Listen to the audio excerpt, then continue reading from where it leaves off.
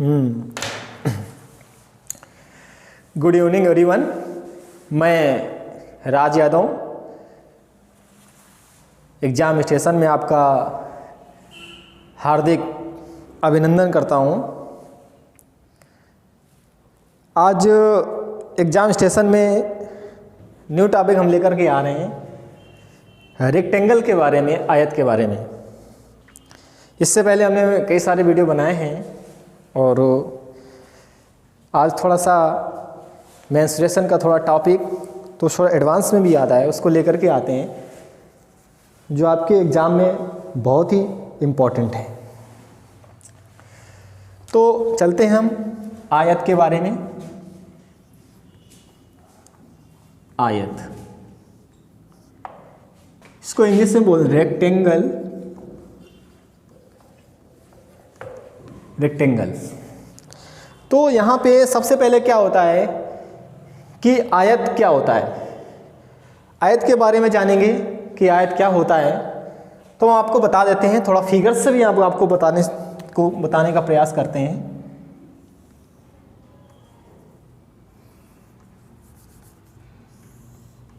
यह आपका एक आयत है, ए हो गया, ये बी, ये सी, ये डी। जो आयत होता है तो उसकी आमने सामने की जो लंबाइयां होती हैं वो बराबर और समांतर होती हैं।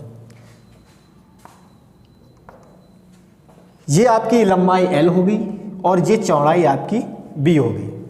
यानी कि ये लंबाई और ये लंबाई आपस में क्या है, बराबर हैं और समांतर हैं।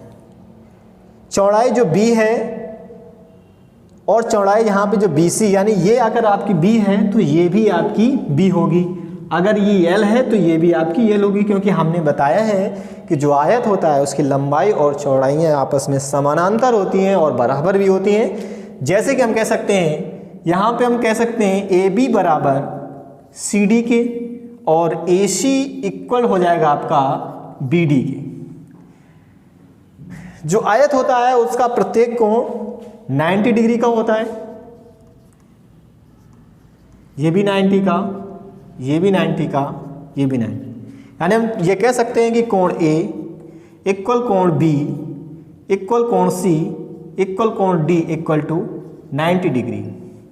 अगर इन सारे एंगल को जोड़ दिया जाता है तो ये टोटल हो जाता है आपका कोण A प्लस कोण B प्लस कोण C प्लस कोण D इक्वल टू 360 डिग्री। यानी कि जो आयत होता है वो एक ऐसा समचतुर्भुज है जिसकी लंबाइयाँ आपस में बराबर और समानांतर होती हैं। तो यहाँ पे जो टोटल एंगल आया है आपका तो वो हो गया आपका 360 अंश। पूरे का जो एंगल होता है, पूरा जो कोण टोटल होता है वो 360 होता है और प्रत्येक कोण जो होता है आयत का वो 90 अंश का होता है। ठीक है ना। ये बहुत ही बेसिक है और बेसिक से हम आपको बता रहे हैं और कोई भी चीज़ यहाँ से हम छोड़ेंगे नहीं, हर एक चीज़ को बड़े छोटे से लेकर के चलेंगे। ठीक है ना। यहाँ पे हमने जब बताया कि जब आपस में जो लंबाइयाँ और चौड़ाइयाँ आपस में बराबर होती हैं तो समानांतर भी होती हैं, तो आकार एक पॉइंट यहाँ पे ये भी बनता है कि AB समानांतर है CD के और AC समानांतर है आपकी BD के। ठीक है। बहुत ही बेसिक है ये आपका और अच्छा कॉन्सेप्ट हम लेके यहाँ पे चलेंगे आपको। इसके बाद आगे बढ़ते हैं।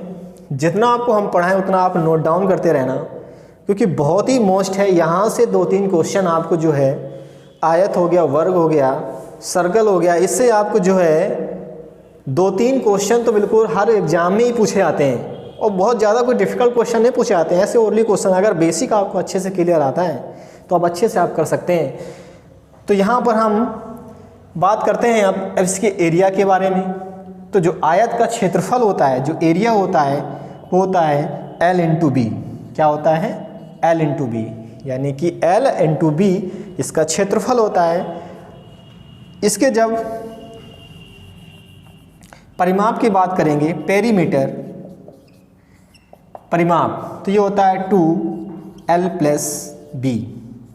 परिमाप होता क्या है? अच्छा, थोड़ा सा अगर आ गया है तो मैं आपको समझा देता हूँ कि जो परिमाप होता है, यानी कि इस कोने से लेकर के ये जो होती बाहरी जो होती है डिस्टेंस, ये आपकी क्या कहलाती है? परिमाप कहलाती है ये चीज़। यहाँ पे अगर फिगर से मैं थोड़ा सा अगर हिंट्स दे दूँ आपको तो आप बिल्कुल समझ जाएंगे। जैसे ये कोई एक आयत है, ठीक है ना, तो ये इसकी जो बाहरी चीज़ें होती हैं प्रति, इन सारों का योग जो होता है वो आपका क्या कहलाता है? वो आपका परिमाप कहलाता है। तो यानी कि अगर ये L है तो ये भी L होगी हमारी, और अगर ये B है तो ये भी B होगी हमारी। तो इन सब का योग जो होता है वो वही तो हमारा पेरीमीटर कहलाता है। तो कैसे? 2 बार L है तो 2L हो गया और प्लस 2B हो गया। 2 यहाँ से कॉमन कर लेते हैं तो ये हो जाता है 2L प्लस B, और यही हमारा इसका क्या होता है? परिमाप होता है। ये चीज़ परिमाप के बारे में आप समझ गए कि बहुत बेसिक है और इसको समझना आपके लिए बहुत ज़रूरी है, ठीक है ना। तो ये आपका परिमाप हो गया यहाँ पे। अब हम बात करते हैं इसके विकर्ण की। तो देखो विकर्ण इंपॉर्टेंट है, मोस्ट इंपॉर्टेंट है। विकर्ण के बारे में थोड़ा सा रफ कर दे रहे हैं। अगर किसी को नोट डाउन करना है तो नोट डाउन कर सकता है, किसी क्वेश्चन करना है वो कमेंट्स कर सकता है।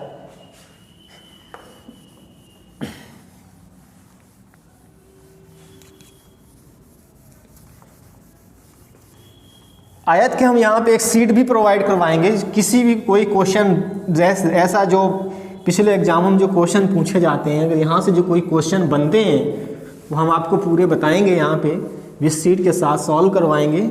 और जो इम्पोर्टेंट क्वेश्चन है आपके SSC 10+2 में जो सीजीएल लेवल में क्वेश्चन जो हैं वो आपको यहाँ पे हम करवाएंगे। तो देखो यहाँ पे जब विकर्ण की बात करते हैं तो देखो आपका ये एक आयत हुआ, ठीक है।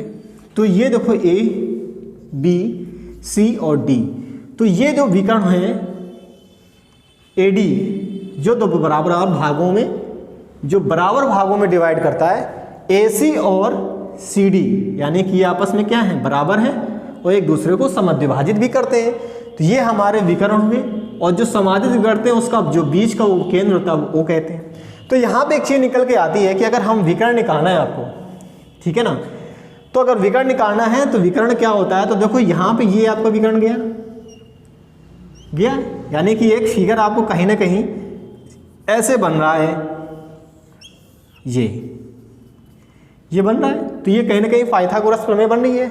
अगर इसको ABC मान ले, पाइथागोरस प्रमेय है कि नहीं है? तो ये फार्मूला यहाँ से क्या बन जाएगा कि AC का स्क्वायर इक्वल टू AB का स्क्वायर और प्लस BC का स्क्वायर, ठीक।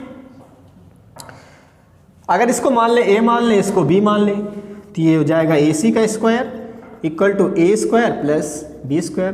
तो ये हो जाएगा आपका AC equal to √ A square plus B square, यानी कि लंबाई और ये आधार हो गया, ये लंब हो गया। तो यहाँ पे देखो ये आपकी क्या है? ये हमने L मानी, क्योंकि ये आपका L होगा, ये आपका L है तो सामने वाला भी L होगा, और इसकी ये B है तो यानी हमने इसको B माना। यानी थोड़ा सा और फिगर को इधर करते हैं, अगर समझ में नहीं आ रहा है तो एक बार फिर से जो है हम इसको आपको समझाने की कोशिश करेंगे कि ये है, देखो अब आपको समझ में आ जाएगा, क्लियर डाउन। ये आपका विकर्ण गया, एक ये विकर्ण है, तो ये आपका A, B, C और D, ठीक है।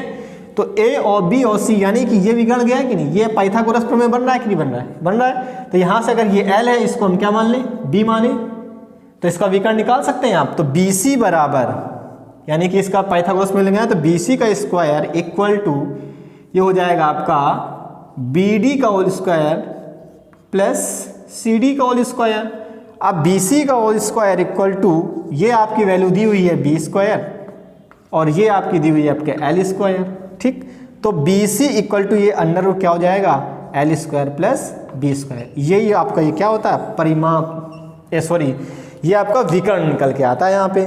तो विकर्ण के लिए क्या कर सकते हैं? √ लंबाई का वर्ग प्लस चौड़ाई का वर्ग। ओके, ये फार्मूला नोट कर लो, कहाँ से आता है फार्मूला आपको हमने बता दिया। अब चलते हैं इसके कुछ क्वेश्चन के बारे में, जल्दी से नोट डाउन करो। जी अजीत, प्रियांशु, जी समझ में आया? यस। पुष्पेन जी, क्या चीज़? 20, हाँ ठीक, थोड़ा सा डाउट हो गया है। चलिए देखो, अब क्वेश्चन के बारे में स्टार्ट करते हैं।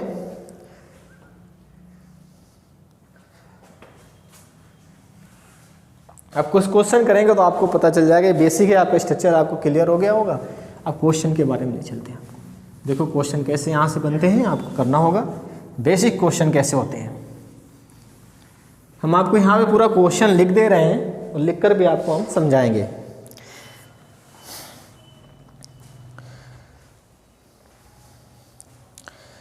क्वेश्चन है, किसी आयताकार हाल की चौड़ाई, किसी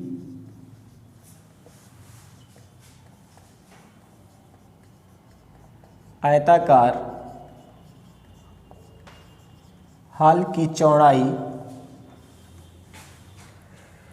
उसकी लंबाई की 3/4 है, उसकी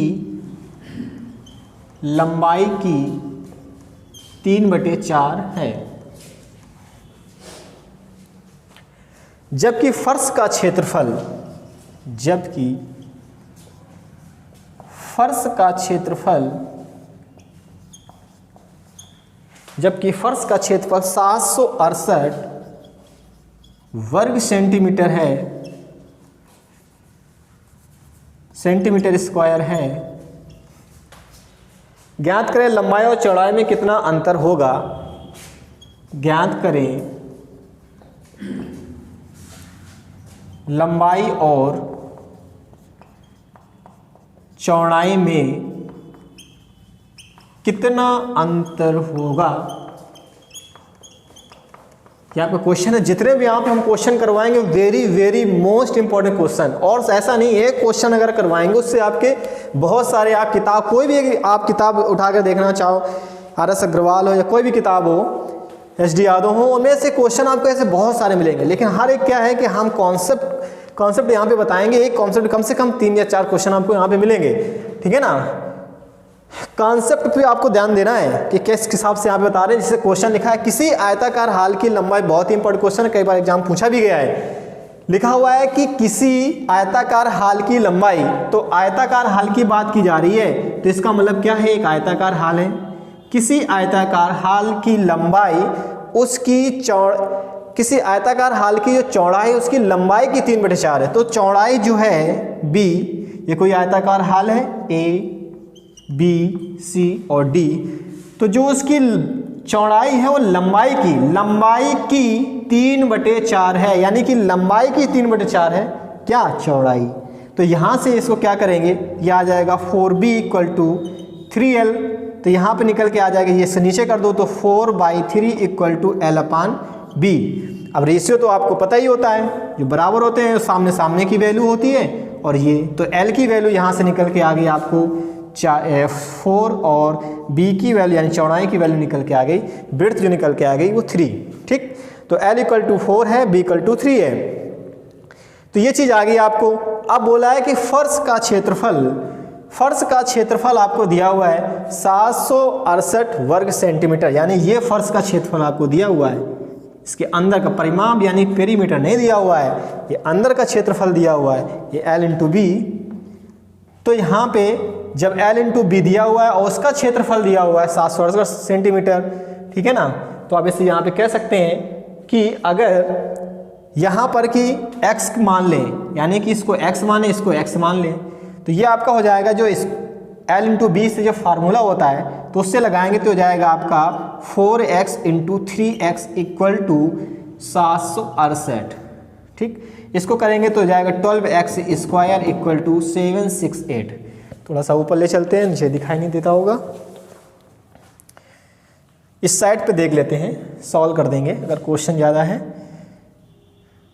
तो। यहाँ से L और यहाँ की वैल्यू आ गई कि नहीं आ गई, L और 3 की वैल्यू, तो L की 4x, क्योंकि आपकी स्क्वायर दिया हुआ है तो x मानेंगे तो जाएगा 4x × 3x, थोड़ा सा ध्यान दीजिएगा, = 768, तो जाएगा 12x² = 768, तो एक्स स्क्वायर इसको डिवाइड कर देंगे 768/12, इसको काटेंगे तो एक्स स्क्वायर 64, तो x इक्वल टू कितने आ जाएगी 8। x आई एल इक्वल टू दिया हुआ 4x, तो ये हो जाएगा 4 × 8 इक्वल टू 32। ठीक, b बराबर दिया हुआ आपका 3x, b बराबर आपका दिया हुआ है 3x, तो ये आपका हो जाएगा इक्वल 3 × 8 24। तो यहाँ पे लंबाई और चौड़ाई में कितना अंतर डिफरेंस पूछा गया है। तो यहाँ पे हम L की जो वैल्यू है L, तो L इक्वल टू आ गई आपकी इधर से देखना है आपको, L आ गया आपका 32 और B जो है उसकी वैल्यू 24 है। अब इसका डिफरेंस पूछा जा रहा है तो आप डिफरेंस यहाँ से निकाल सकते हैं, 32 - 24 यानी डिफरेंस कितना आ गया आपका 8। ये आपका आंसर हो गया। देखो क्वेश्चन क्या है, थोड़ा एक स्टेप बढ़ाया है कि उसने जो है, तो 8 आपका आंसर आ गया, थोड़ा सा नीचे दिखने में प्रॉब्लम है। ये आपका 8 आपका डिफरेंस जो निकाला हमने L माइनस B वही 8, ये इसका डिफरेंस आंसर हो गया आपका, ये पूछा गया क्वेश्चन में। तो क्वेश्चन बहुत ही अच्छा है, 2 स्टेप में है, एक अंतर पूछा गया है, पहले क्षेत्रफल निकाला उसका और फिर उसके बाद अंतर निकाला है। तो ऐसे क्वेश्चन यहाँ पे आपको बनते हैं। तो यहाँ पे अगर किसी को पूछना है पूछ सकता है। समझ में आया आपको?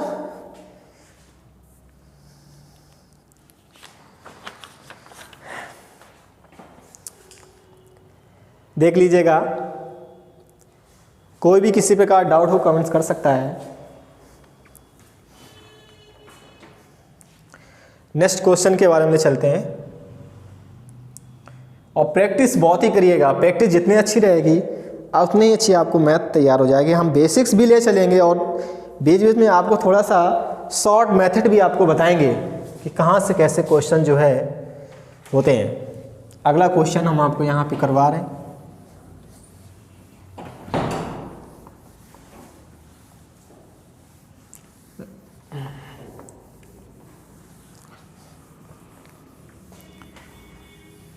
कंसंट्रेट होकर पढ़िएगा। अगला क्वेश्चन है, एक आयताकार कालीन का क्षेत्रफल, एक आयताकार कालीन का क्षेत्रफल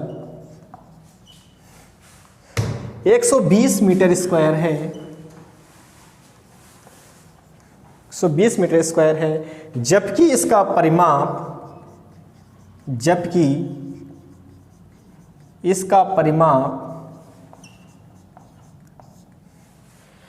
46 सेंटीमीटर है, मीटर है। ज्ञात करें विकर्ण की माप क्या है। ज्ञात करें विकर्ण की माप क्या है।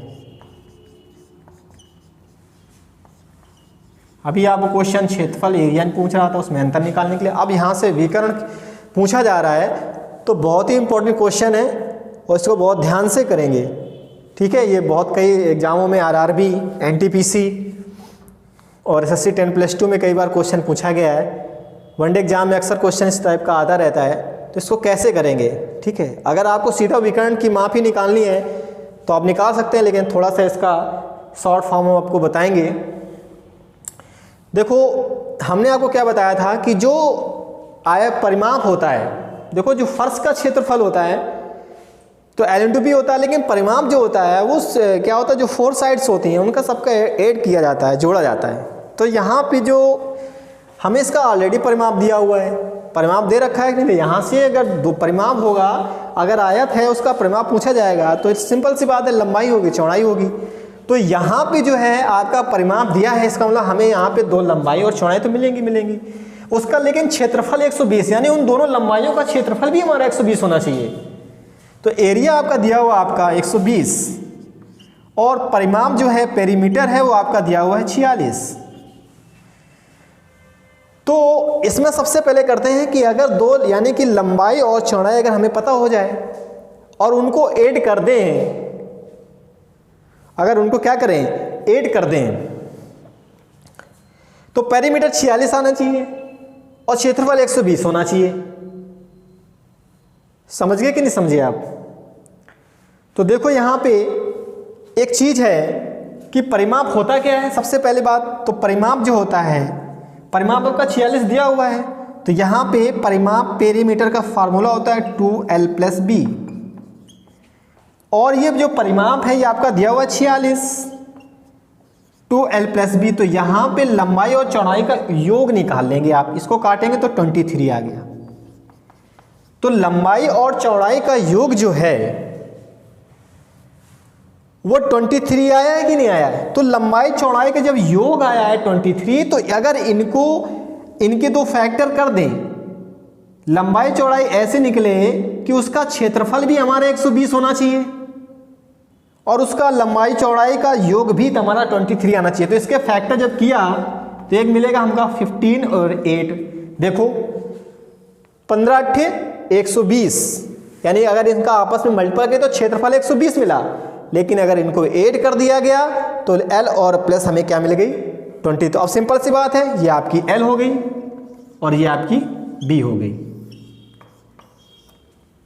बहुत ही अच्छा क्वेश्चन है। अगर थोड़ा सा अगर आप माइंड अगर वो कॉन्सेंट्रेट करेंगे तो आप बहुत समझेंगे। बहुत सारे तरीके से ऐसे कई क्वेश्चन आपको यहाँ पे मिलेंगे। ऐसे कई टाइप के क्वेश्चन को बड़े शॉर्ट कर से निकलना है कि कहीं आपको परिमाप दिया हो, कहीं ऐसा इतना लॉन्ग क्वेश्चन करने को हो सकता है नहीं है। थोड़ा कॉमन सेंस रखिएगा कि सीधा हमने L + V का योग 23 निकाला है तो सीधा सा इसके फैक्टर कर दो, और जब फैक्टर कर दो सीधे से L और B की वैल्यू पता हो जाएगी। अगर इनका दोनों का योग 23 है, इसका मतलब है कि L 15 होगी और B क्या होगी 8 होगी, क्योंकि उनका क्षेत्रफल ही 120 दिया हुआ है। तो विकर्ण निकालने के, विकर्ण पूछा जा रहा है आपका, तो विकर्ण यहाँ से थोड़ा सा देख लेंगे। तो विकर्ण बराबर फार्मूला हमने आपको बताया ही है, √L² + B², है ना। तो L², L की वैल्यू दी 15, तो ये जाएगा 225, 15 का स्क्वायर तो 225 ही, प्लस B 8 है तो ये 64 हो गया। आपस में इनको ऐड करेंगे तो 9, तो कितना आ जाएगा 17, वर्गमूल 17 का वर्गमूल हो गया, ठीक है ना। तो इसको जरा जो है इसका वर्गमूल निकाला तो 17 आएगा। तो यही आपका विकर्ण की माप पूछी जा रही थी, तो 17 आ जाएगी। क्वेश्चन बहुत ही अच्छा क्वेश्चन है, इसको ध्यान से देखो और इसको शॉर्ट कर, जो यहाँ पे हमने मेथड बताया कि दोनों लंबाइयों का योग और उनका क्षेत्रफल कैसे यहाँ पे निकालते हैं। तो सीधा परिमाप आपको दिया है तो सीधे L + B, अगर योग इनका तुरंत फैक्टर करेंगे, ऐसे फैक्टर करेंगे इनका योग भी हमारा 23 हो, उसका क्षेत्रफल भी हमारा 120 हो, तब यहाँ शॉर्ट थोड़ा सा बनता है। और ये बहुत अच्छा क्वेश्चन है, इसको नोट डाउन कर लो, ठीक है। थोड़ा सा शादी वादी में गए थे तो थोड़ा जो है अस्वस्थ लग रहे हैं, मैंने सोचा लाओ जो है बच्चों का लाश हो रहा है तो हमने कहा वीडियो बना ले रहे हैं, क्योंकि 2-3 दिन से थोड़ा सा अपसेंटी चल रही थी, शादी वादी में हैं, बहुत थके हुए भी हैं, सोए नहीं हैं, आप समझ सकते हैं। कुछ बच्चे कह रहे हैं सर तब तो बहुत रसगुल्ले खाए होंगे। अरे ऐसे अमित, रसगुल्ले तो बहुत खाए हैं, खाना है क्या?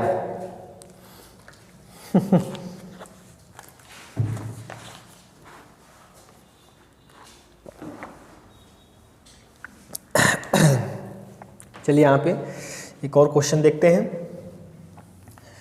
डेली बाय डेली क्वेश्चन करवाएंगे और 1-2 क्वेश्चन से आपको बहुत सारे क्वेश्चन मिलेंगे। आपको बुक में तो एक क्वेश्चन आपका जो हम बताएंगे यहाँ पे, उसके 10-10 क्वेश्चन, 5-5 क्वेश्चन हर एक क्वेश्चन के ही आपको मिलेंगे। सेम वैसे वो रखे होंगे, बस थोड़ा सा नंबर चेंज रहेगा। अगला क्वेश्चन है आपका, किसी आयताकार प्लॉट की लंबाई, किसी आयताकार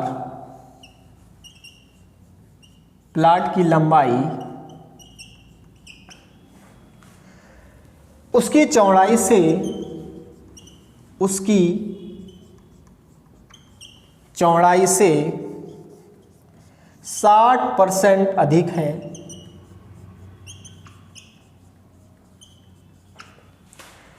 है, यदि लंबाई चौड़ाई से, यदि लंबाई चौड़ाई से 24 सेंटीमीटर अधिक हो, 24 सेंटीमीटर अधिक हो, तो प्लाट का क्षेत्रफल क्या होगा? तो प्लाट का क्षेत्रफल क्या होगा? तो देखो यहाँ पे इस क्वेश्चन आप देखना है, आपको किताबों में देखना है, ऐसे बहुत सारे क्वेश्चन मिलेंगे। अब बहुत ही इंपॉर्टेंट क्वेश्चन है, पूछा भी जाता है और बहुत इजी क्वेश्चन है, ज़्यादा कुछ ज़्यादा टफ क्वेश्चन नहीं है। तो यहाँ से हम क्वेश्चन क्या है, क्वेश्चन का क्या बोल रहा है यहाँ पे कि किसी आयताकार प्लाट की लंबाई उसकी चौड़ाई से 60% अधिक है। यदि लंबाई चौड़ाई से 24 सेंटीमीटर अधिक हो तो प्लाट का क्षेत्रफल क्या होगा? ठीक है, तो सबसे बड़ी बात यह है कि आपने परसेंटेज पढ़ा होगा, परसेंटेज। एक और क्वेश्चन हमने थोड़ा एक स्टेप बढ़ा दिया है, वो तो सीधा सीधा बोलता है कि 60% अधिक है। एक लंबाई एक की केवल आपको दी होगी और उन दोनों का, इसमें कई सारे ऐसे क्षेत्रफलों में कितना परिवर्तन हो जाएगा। जैसे उसने बोला कि लंबाई में 60% क्या अधिक हो रही है, या उसकी चौड़ाई या लंबाई में कुछ 20% कमी या वृद्धि, कुछ भी पूछे बोलेगा क्षेत्रफल में कितना परिवर्तन आएगा। तो ऐसे क्वेश्चन अब बनता है, वो हम आपको बाद में बताएंगे, वो अगला स्टेप है। लेकिन उससे पहले थोड़ा स्टेप ये वाला है, तो इसको ध्यान से देखिएगा और नोट डाउन भी साथ साथ हमारे साथ बोलते भी जाते हैं, तो नोट डाउन भी करते जाइएगा। और नोट डाउन करते से क्या होगा, आप नोट करेंगे फिर क्वेश्चन को लगाएंगे, बेसिक बहुत ही अच्छे से तैयार होगा आपका, बहुत ही कंटेंट बहुत अच्छा है आपका। देखो यहाँ पे लिखा हुआ कि आयताकार प्लाट की लंबाई उसकी चौड़ाई से 60% अधिक है, यानी ये लंबाई हो गई और ये चौड़ाई है, यानी कि लंबाई उसकी चौड़ाई से 60% अधिक है। यानी कि चौड़ाई को हमने 100 माना तो ये कितने जाएगा 160। भाई तो बोला लंबाई उसकी चौड़ाई से 60% अधिक है, तो लंबाई अधिक है 60%, तो अगर इसको 100 माना है और 100 का 60% कितना होता है 160। तो सबसे पहले यहाँ पे रेशियो निकाल लेते हैं। इसका रेशियो क्या आया, इसको 5 और ये 8, यानी इनका कितना है, देखो लंबाई और चौड़ाई, लंबाई 8 होगी और चौड़ाई कितनी होगी 5। यदि लंबाई और चौड़ाई से 25 सेंटीमीटर अधिक, और यहाँ पे देखो कितना अधिक हो रहा है, देखो देखो देखो, तो यहाँ पे जो अधिक हो रहा है वो 3 हो रहा है, और क्वेश्चन में आपका दिया हुआ है कितना 24, तो 3 बराबर 24 के, तो 1 बराबर कितना हो जाएगा आपका, 1 हो जाएगा आपका 8 हो जाएगा। तो यहाँ पे 8 हो गया, तो 1 8 हो गया, तो 8 बराबर कितना हो जाएगा, तो 8 का हो जाएगा आपका 64, ठीक, और इसका हो जाएगा आपका 5 का हो जाएगा आपका 40। थोड़ा नीचे हो गया है, साइड पे देखते हैं। तो 3 बराबर आपकी हो जाएगा, यानी 3 इक्वल टू 24, तो 1 इक्वल टू हो जाएगा आपका 8, तो लंबाई 8 है तो पहले हो जाएगा 8 इंटू 8 बराबर 64, और ये 5 है तो 5 बराबर 5 इंटू 8 यानी कि 40, यानी कि ये आपकी L हो गई और ये आपकी B हो गई, ठीक। बहुत ईजी है, सीधा देखो यहाँ पे वृद्धि कितनी होगी, इसके रेशियो में कितनी वृद्धि हो रही है 3 के, तो क्वेश्चन में कह रहा है 24 के दी गए, तो 3 इक्वल टू 24, तो 1 इक्वल टू कितना हो जाएगा 8, तो सीधा यहाँ पे लंबाई और चौड़ाई डायरेक्ट निकल आएगी 64 और 40। अब इसका क्षेत्रफल हो जाए सिंपल सी L इंटू B लगा दो, कोई दिक्कत नहीं, 64 इंटू 40 आपस में इसका मल्टीपल कर दो तो ये हो जाएगा 2560 सेंटीमीटर स्क्वायर, ठीक है।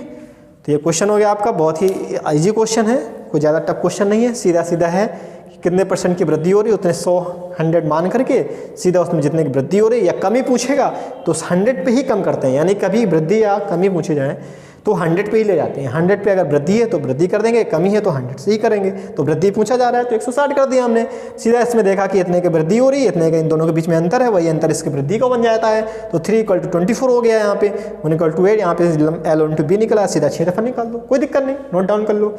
समझ में आया कि नहीं आया, सबको आ गया होगा, बहुत ही अच्छा क्वेश्चन है।